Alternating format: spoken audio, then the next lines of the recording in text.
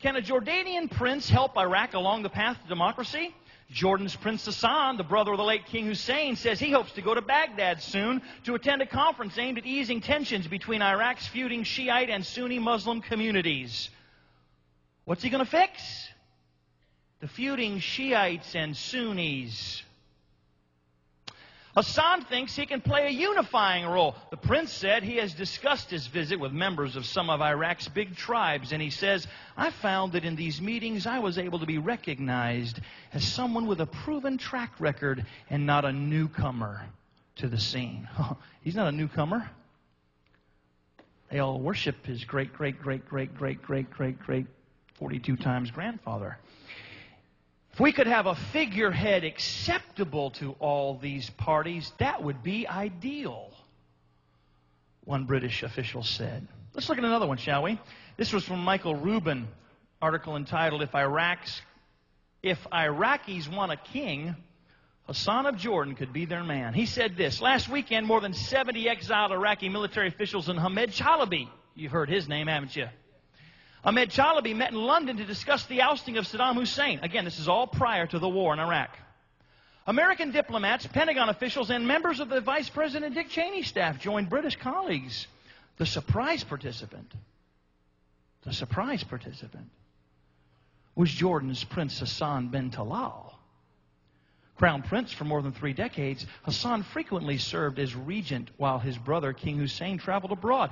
As Hussein was, Hassan is known for his moderation, his genuine desire for peace, his humor, and his learning. Should he be interested, Hassan's experience and lineage. And he goes on to define that. Hashemites claim direct from the Prophet Muhammad. Give him the unique ability to usher a post-Saddam Iraq back into the family of nations, with him chairing a future constitutional convention and overseeing the reconciliation process. With Saddam's days numbered, Hassan's appearance in London may signal that Iraqis will have a future far brighter than their past. Let's look at another one. This one was Forward News, an article entitled, Jordan Prince Said to Seek Iraqi Throne. And folks, you don't believe what I'm giving to you? Get on the internet for a couple hours and you can find a number of these things. They're already there. They're still there. Meeting in Paris. Quote from the article. Former Crown Prince Hassan of Jordan is not on the guest list of a high-level meeting between the main Iraqi opposition groups and American officials. Nevertheless, he's bound to loom large as participants grapple with the all-important question of who runs a post-Saddam Baghdad. Rumors are rife that the 55-year-old Hassan is angling to become king of Iraq. Although he claims he had come to London merely to express solidarity, Hassan's name has been bandied around for a series of United Nations postings since he was pushed aside from the Jordanian throne. I told you about that a moment ago, fueling speculation that he was looking for a job, if not a crown. It continues.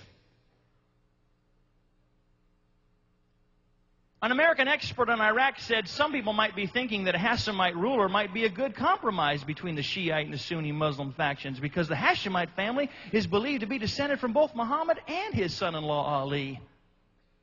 Isn't that amazing? Oh, that's so important, Perry.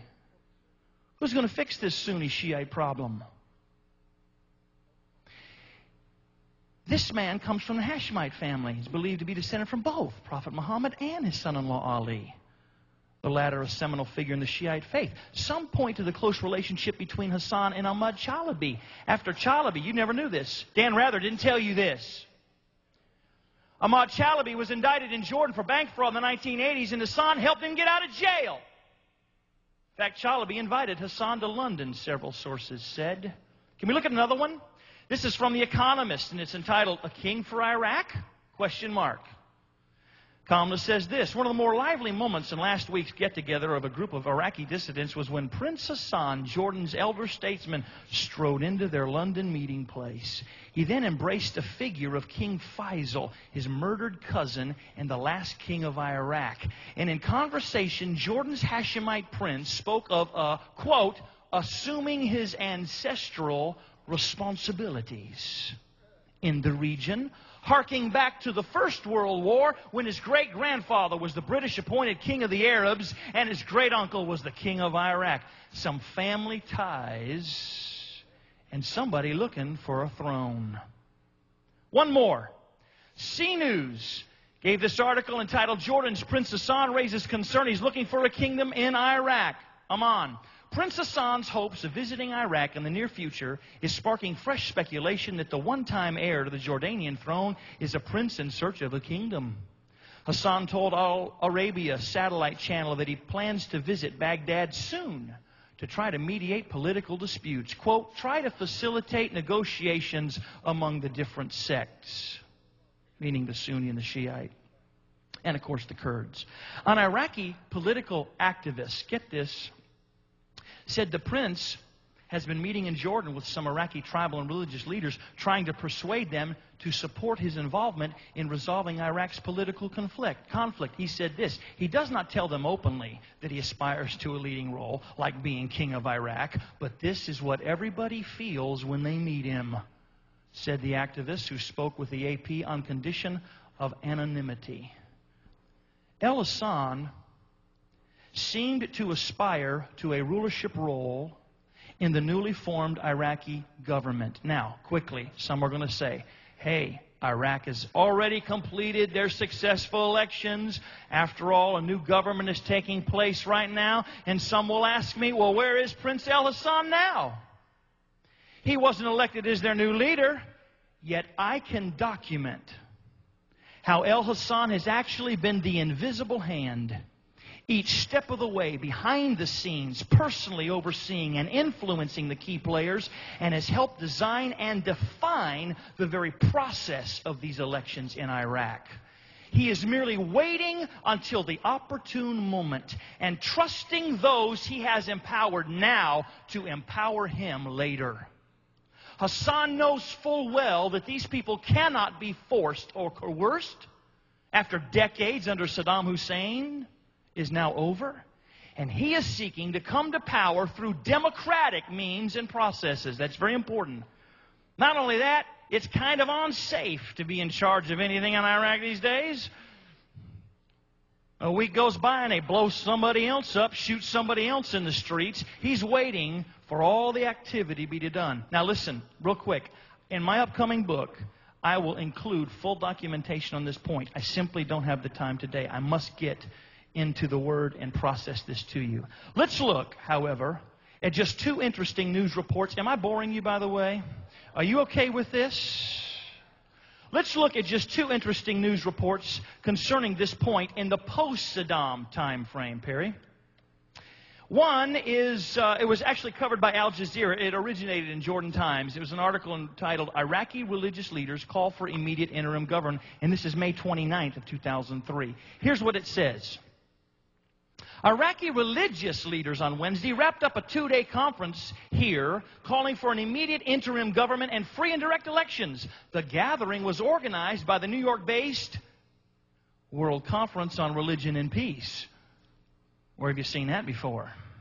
His Royal Highness Prince Hassan, who hosted the conference in his palace, highlighted the importance of the message of hope that religious leaders can convey to the Iraqi people in these troubled times. Quote, saving lives and upholding the dignity of the Iraqi people is our sole aim in coming together, Prince Hassan said. And he said this, pledging common action to assure a just society in Iraq.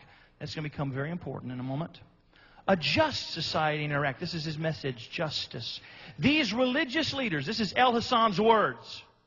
These religious leaders demonstrate that religion can be a powerful force for peace and for affirming our common humanity. By the way, the leaders gathered at the conference unanimously elected Prince Hassan to represent them in all regional and international venues regarding their shared commitment to collaborate on full reconstruction of Iraq. Let me give you one more, because a separate journalist named Helio Fred Garcia attended this very same gathering, and he wrote these telling remarks for his article in UU World.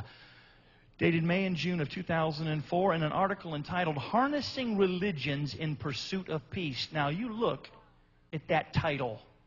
Harnessing Religions in Pursuit of Peace. Here's what the man said. On May 20, and it wasn't a prophecy preacher that said it. He said this. On May 27th and 28th, 2003, in Amman, Jordan, Religions for Peace hosted a historic summit of all of Iraq's religious communities. The summit was hosted by Prince Hassan, and it was the first time since Saddam Hussein took power in 1979 that the Iraqi Sunni and Shiite communities met in the same room. That's powerful, folks. The first time in 3 decades, Perry, that we get the leaders of these two groups together, and it's at El Hassan's palace.